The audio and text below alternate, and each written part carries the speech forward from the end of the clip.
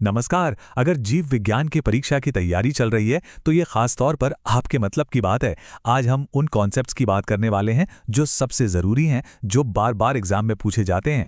तो सवाल ये उठता है कि ये बायोलॉजी के एग्जाम आखिर होते क्या हैं?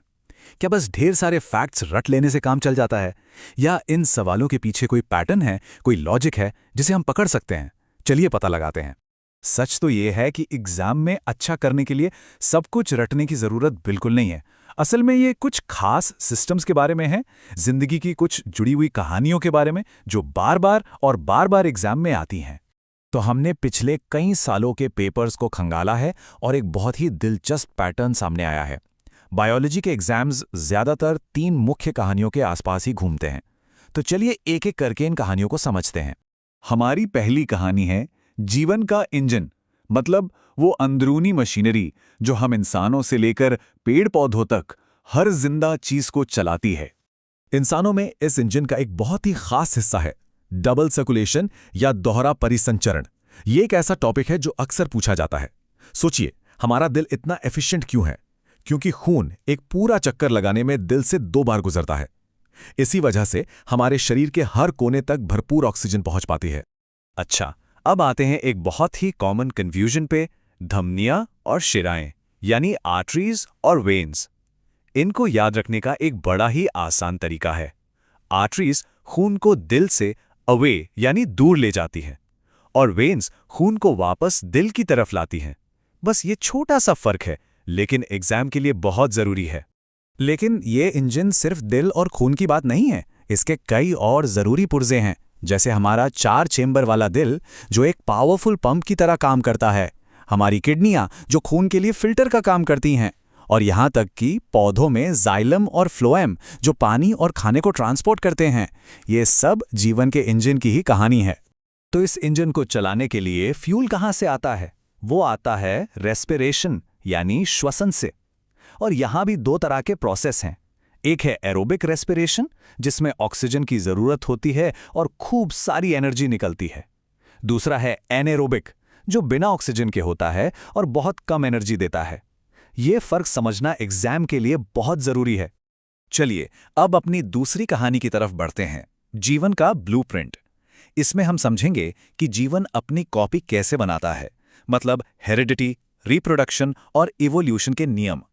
और इस ब्लूप्रिंट का जो मास्टर मॉलिक्यूल है वो है डीएनए। इसको आप जीवन की इंस्ट्रक्शन मैनुअल समझ सकते हैं। हर जीव को बनाने और चलाने की सारी जानकारी इसी में कोड की हुई है और यही एक पीढ़ी से दूसरी पीढ़ी तक जाती है। तो डीएनए से जो निर्देश मिलते हैं वो हमारे लक्षणों में, हमारी ट्रेट्स में दिखते हैं। अब देखिए, यहां एक बड़ा फर्क समझना जरूरी है। कुछ लक्षण होते हैं वंशानुगत, मतलब जो हमें अपने माता पिता से मिलते हैं, जैसे हमारी आंखों का रंग। और दूसरे होते हैं अर्जित लक्षण, मतलब जो हम अपनी जिंदगी में सीखते हैं, जैसे कोई नई भाषा या साइकिल चलाना। ये अगली पीढ़ी में नहीं जाते। और ये ब्लूप्रिंट काम कैसे करता है? इसके नियम हमें बताए ग्रेगर मेंडल ने। उन्होंने मटर के पौधों पर एक्सपेरिमेंट करके दुनिया को समझाया कि कैसे कुछ लक्षण डोमिनेंट होते हैं और कैसे ये लक्षण एक पीढ़ी से दूसरी पीढ़ी तक एक खास पैटर्न में ट्रांसफर होते हैं।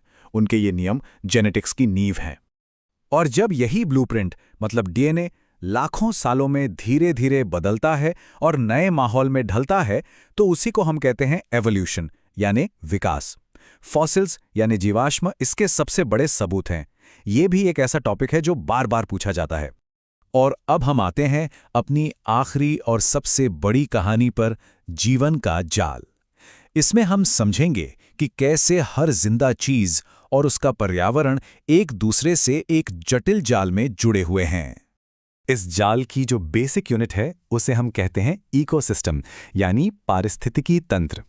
इसमें जिंदा और बेजान दोनों तरह की चीजें एक दूसरे पर निर्भर होती हैं और साथ मिलकर काम करती हैं। हर इकोसिस्टम एनर्जी के फ्लो पर चलता है। देखिए, इसकी शुरुआत होती है सूरज से। पौधे, जिन्हें हम प्रोड्यूसर कहते हैं, वो सूरज की रोशनी से खाना बनाते हैं।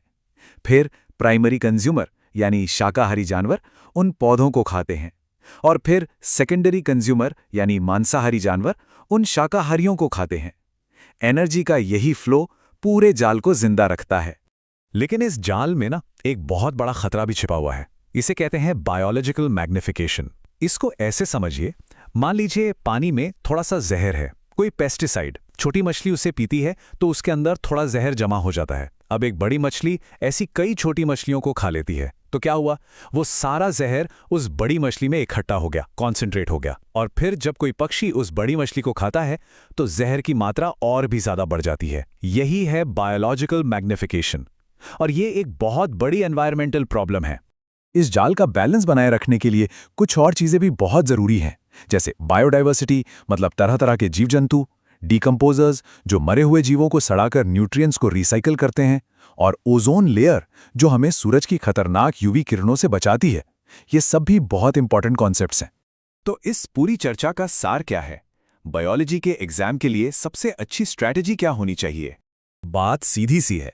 सब कुछ रटने के पीछे भागने की बजाय इन 3 मेन कहानियों को पकड़ लीजिए।